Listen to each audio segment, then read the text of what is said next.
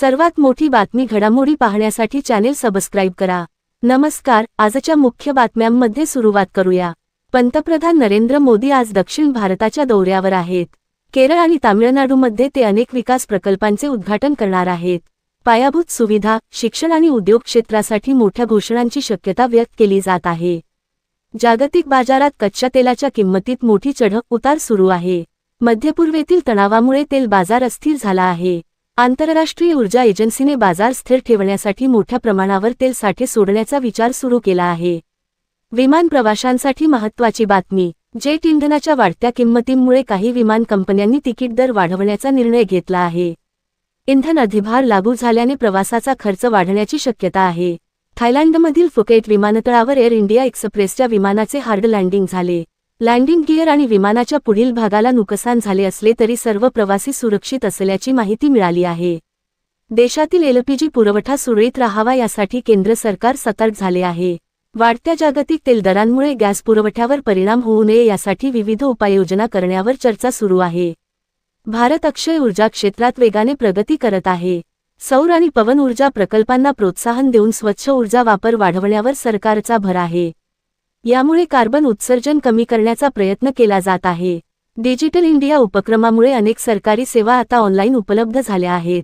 नागरिकांना घरबसल्या विविध प्रमाणपत्रे, अर्ज आणि सरकारी योजनांचा लाभ घेणे अधिक सोपे झाले आहे। देशातील शेती क्षेत्रात आधुनिक तंत्रज्ञानाचा वापर वाढत आहे। स्मार्ट सिंचन, सुधारित बियाणे आणि डिजिटल बाजार माहितीमुळे शेतकऱ्यांचे उत्पादन वाढवण्याचा प्रयत्न सुरू आहे। हवामान खात्याने राजस्थान आणि गुजरातमध्ये उष्णतेची लाट येण्याचा इशारा दिला आहे। तर ईशान्य भारत आणि जम्मू काश्मीरमध्ये पावसासह बर्फवृष्टीची शक्यता वर्तवण्यात आली आहे। जम्मू काश्मीरमध्ये बर्फवृष्टीमुळे काही रस्ते बंद होण्याची शक्यता आहे। प्रशासनाने नागरिकांना आवश्यक नसल्यास प्रवास टाळण्याचे आवाहन केले आहे। जागतिक स्तरावर विमान तिकिटांचे दर वाढताना दिसत आहेत। इंधन खर्च वाढल्याने विमान कंपन्यांवर आर्थिक दबाव वाढला असून त्याचा परिणाम प्रवाशांच्या भाड्यावर होत आहे। पाकिस्तान आणि फिलिपाईन्स सरकारने ऊर्जा बचतीसाठी 4 दिवसांचा कामाचा आठवडा लागू करण्याचा निर्णय घेतला आहे। या निर्णयामुळे कार्यालयीन वीज वापर कमी करण्याचा प्रयत्न केला जात आहे। फुटबॉल चाहत्यांसाठी दिलासा देणारी बातमी। 2026 फुटबॉल विश्वचषक स्पर्धा नियोजित वेळेतच होणार असल्याचे आंतरराष्ट्रीय फुटबॉल महासंघाने स्पष्ट केले आहे। भारतीय बॅडमिंटनपटू लक्ष्य सेनला ऑल इंग्लंड स्पर्धेच्या अंतिम सामन्यात पराभव पत्करावा लागला। थकवा आणि कठीण प्रतिस्पर्ध्यामुळे त्याच्या खेळावर परिणाम झाल्याचे विश्लेषकांचे मत आहे। जयपूरमध्ये अन्न सुरक्षा विभागाने मोठी कारवाई करत सुमारे 1.5 लाख किलो दुग्धजन्य उत्पादने नष्ट केली। कालबाह्य तारखा बदलल्याचा संशय व्यक्त झाल्यानंतर ही कारवाई करण्यात आली। सोन्याच्या दरांमध्ये आज हलकी वाढ झाली आहे। गुंतवणूकदारांचा कल सुरक्षित गुंतवणुकीकडे वळत असल्यामुळे सोन्याच्या किंमती वाढताना दिसत आहेत। मध्यपूर्वेतील संघर्षामुळे जागतिक बाजारात अनिश्चितता वाढली आहे। तेल पुरवठ्यावर परिणाम होण्याची शक्यता असल्याने व्यापारी आणि गुंतवणूकदार सतर्क झाले आहेत।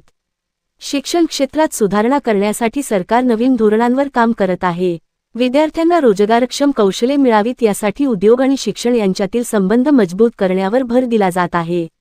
देशातील काही शहरांमध्ये एलपीजी पुरवठा आणि दरांबाबत चर्चा सुरू आहे। हॉटेल आणि रेस्टॉरंट व्यवसायांवर त्याचा परिणाम होण्याची शक्यता व्यक्त केली जात आहे। आज हिंदू पंचांगानुसार कृष्ण पक्ष अष्टमी आहे।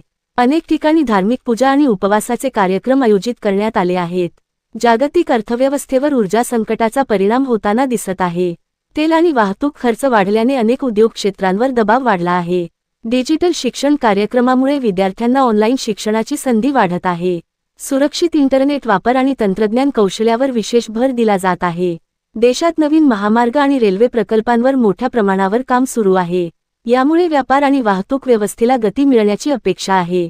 अक्षय ऊर्जा क्षेत्रात भारतात मोठ्या गुंतवणुकीची घोषणा होत आहे। सौर पार्क आणि पवन ऊर्जा प्रकल्पांमुळे पर्यावरण संरक्षणाला चालना मिळणार आहे। जागतिक शेअर बाजारात तेल दरातील बदलामुळे चढ-उतार दिसत आहेत। गुंतवणूकदारांनी सावध भूमिका घेतली असून ऊर्जा क्षेत्राकडे विशेष लक्ष दिले जात आहे। स्मार्ट सिटी प्रकल्पांतर्गत देशातील अनेक शहरांमध्ये डिजिटल सुविधा वाढवल्या जात आहेत। वाहतूक, सुरक्षा आणि सार्वजनिक सेवा अधिक कार्यक्षम करण्याचा प्रयत्न केला जात आहे।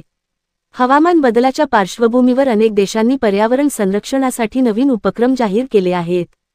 स्वच्छ ऊर्जा आणि कार्बन उत्सर्जन कमी करणे हे मुख्य उद्दिष्ट आहे। भारतामध्ये पर्यटन क्षेत्र पुन्हा वेगाने वाढताना दिसत आहे। नवीन पर्यटन प्रकल्प आणि सांस्कृतिक कार्यक्रमांमुळे पर्यटकांची संख्या वाढत आहे. भारतीय क्रीडा क्षेत्रात युवा खेळाडूंची कामगिरी उल्लेखनीय ठरत आहे. विविध आंतरराष्ट्रीय स्पर्धांमध्ये भारताचे नाव उज्ज्वल होत आहे. तंत्रज्ञान क्षेत्रात कृत्रिम बुद्धिमत्ता म्हणजेच एआयचा वापर झपाट्याने वाढत आहे. उद्योग, शिक्षण आणि आरोग्य क्षेत्रात एआय आधारित सेवा मोठ्या प्रमाणावर विकसित केल्या जात आहेत.